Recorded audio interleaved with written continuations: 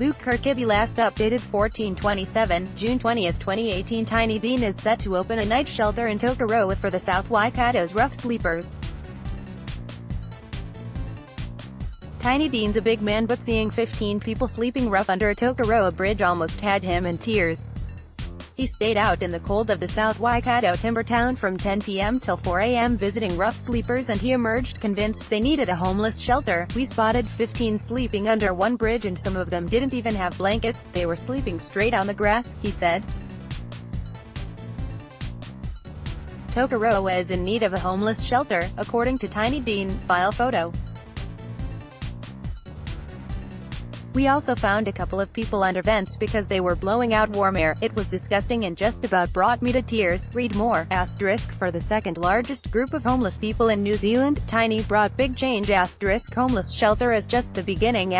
Begging and rough sleeping ban one step closer in Tauranga. Rough sleepers in Christchurch blasted with elevator music at all hours. Deane said there's an immediate need for a shelter as the number of people sleeping rough in the district is getting worse.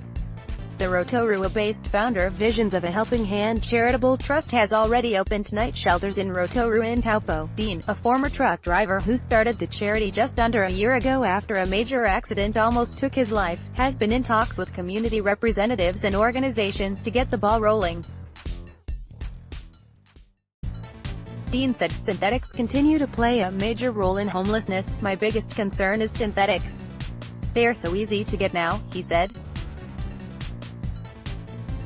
"What I am trying to achieve is not to just house people and chuck them into a warm, comfortable bed, it's to work on their mental stability and all their addictions, to find out why. We will have social workers and to talk to them so that within 6 months to a year they will have more stability in their lives." South Waikato Mayor Jenny Shattuck acknowledged homelessness was getting worse. "People moving to Tokoroa to live from other areas has put a lot of pressure on accommodation and rentals are very hard to find," she said. "Landlords are selling their rentals because of the increase in values and their tenants are having to move out, some with nowhere to go. We have recognized that there is a problem in our community, and I attended a meeting several weeks ago that was called by Taupo MP Louise Upston and included a number of social agencies in Tokoroa. We were wanting to understand the scale of the problem and the support and services that people need, and more immediately to see what could be done to find shelter for these people at night. I think that providing a shelter is something that we need to do as a caring community, which we are.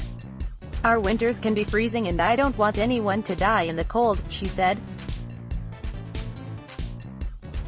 Tokoroa Police Senior Sergeant Jason Henderson said often people sleeping rough were from out of town. "The thing with homeless people is they will go far and wide so they can find shelter or whatever. A lot of the time we find they are not locals," he said. "Last week, for example, we arrested 2 homeless people who were from Auckland where they had committed serious offenses.